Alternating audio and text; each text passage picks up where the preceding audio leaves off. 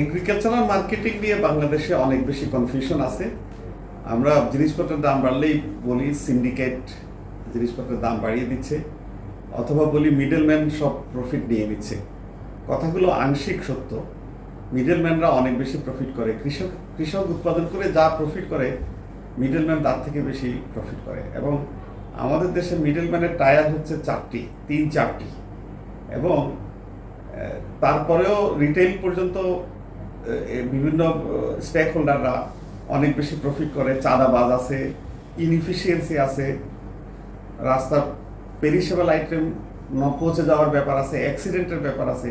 এত কিছু কাভার করে যখন একজন ভোক্তা যে পরিমাণ টাকা দেয় তার খুব ক্ষুদ্র একটি অংশ কৃষক পায়। এই সমস্যাটাকে সমাধান করার জন্য এগ্রিকালচার মার্কেটিং ডিপার্টমেন্টকে আইন দিয়ে অথরাইজ করা হয়েছে প্রবলেমগুলোকে সলভ করার জন্য, কিন্তু এগ্রিকালচার ডিপার্টমেন্ট সেই কাজটি করে না।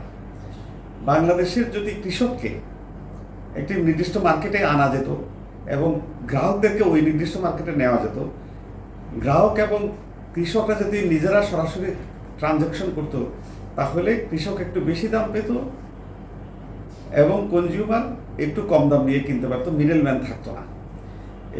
এই মিডলম্যান হয়তো একদম এলিমিনেট করা যাবে না, কিন্তু কমিয়ে আনা সম্ভব। এই কমিয়ে আনার চেষ্টাটিকে আমাদের দেশে করা হচ্ছে না। এছাড়া বাংলাদেশের কৃষককে কোনো রকম আর্থিক সাপোর্ট দেওয়া হয় না। তাদের ইন্স্যুরেন্স নাই, তাদের স্টোরেজ নাই। ইভেন যাদেরকে আমরা মিডলম্যানদেরকে আমরা ফাড়িয়া পাইকার, যাদেরকে আমরা মন্দলোক বলি, তারাও এই সাপ্লাই সিস্টেমের একজন গুরুত্বপূর্ণ স্টেক হোল্ডার। তাদেরকেও কোনো আর্থিক সাহায্য দেওয়া হয় না, তাদের কোনো প্রোটেকশন নাই, তাদের ইন্স্যুরেন্স নাই, তাদের ব্যবসায় লস হইলে কোনো কাভারেজ দেওয়ার মতো কোনো সিস্টেম নাই, এবং তাদের প্রফিটও অনিশ্চিত। এবং কত চাঁদা দিতে হবে, কত সিস্টেম লস হবে, কত মাল পচে যাবে, এগুলোর কোনো নির্দিষ্ট নির্ধারণ করার কোনো সুযোগ নাই। এত রিস্ক নেওয়ার পরে, এতগুলি মানুষের রিস্কের পরে যখন দ্রব্যটা কনজিউমারের হাতে যায়, তখনকার যে প্রাইস এবং কৃষকের পাওয়া প্রাইসের ভিতরে একটা ডিফারেন্স থেকেই যায়। এই জন্য সারা দুনিয়াতে যে পদ্ধতি গ্রহণ করা হয় সেগুলোকে অর্গানাইজড লোকাল গভর্নমেন্ট অথবা সেন্ট্রাল গভর্নমেন্ট অথবা কোঅপারেটিভ সোসাইটি বা ট্রেড অ্যাসোসিয়েশন এইসব ব্যাপারে সাপোর্ট দেয়, কিন্তু বাংলাদেশে কেউ এই সাপোর্টটি দেয় না। এর ভিতরেও বিক্ষিপ্তভাবে দুইটি ঘটনার বর্ণনা করতে চাই।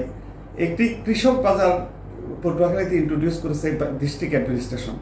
তারা কৃষককে সরাসরি মার্কেটে আসতে সহযোগিতা করেছে এবং শহরের বাইরেদেরকে সে মার্কেটে যাওয়ার জন্য সহযোগিতা করেছে, যাতে তারা সরাসরি ট্রানজ্যাকশন করতে পারে। আরেকটি সেই ধরনের বাজার মোহাম্মদপুরে প্রতিষ্ঠা করেছে ডিস্ট্রিক্ট অ্যাডমিনিস্ট্রেশন।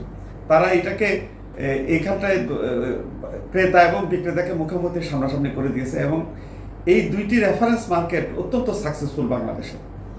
এই দুইটি মার্কেটকে রোল মডেল হিসাবে বিবেচনা করে বাংলাদেশ সরকার, বাংলাদেশের এগ্রিকালচার মার্কেটিং ডিপার্টমেন্ট, বাংলাদেশের কোঅপারেটিভ, বাংলাদেশের লোকাল গভর্নমেন্ট, যে কোনো স্টেক হোল্ডার এই ধরনের কৃষক বাজার, ফার্মার বাজার, ক্রেতার বাজার, যে কোনো নামেই বলুক, এই ধরনের একটি বাজারের ব্যবস্থা যদি করতে পারে, তাহলে সবাই ফেয়ার প্রাইসে জিনিসপত্র কিনতে পারবে এবং কৃষকরা তাদের ন্যায্য মূল্য পাবে। এই ব্যাপারে আমরা স্পষ্ট করে বলতে চাই যে এগ্রিকালচার মার্কেটিং অ্যাক্ট 2018 অনুযায়ী এগ্রিকালচার ডিপার্টমেন্ট এই সহযোগিতা করার জন্য বাধ্য। বাংলাদেশের বাণিজ্য মন্ত্রণালয়ও এই ব্যাপারে সহযোগিতা করতে বাধ্য। আমরা আইনগত ব্যাপারগুলোকে উপেক্ষা করে শুধুমাত্র সিন্ডিকেটকে দায়ী করি অথবা মধ্যস্বত্ব ভূমিকে দায়ী করি, আমরা অন্যান্য জিনিস বিবেচনায় করি না। সুতরাং আমাদের টোটাল ব্যাপারটাকে রিঅর্গানাইজ করতে হবে, রিথিঙ্ক করে মার্কেটটাকে রিশাফল করে রিফর্ম করে সহযোগিতা করতে হবে ক্রেতা এবং বিক্রেতাকে। ধন্যবাদ।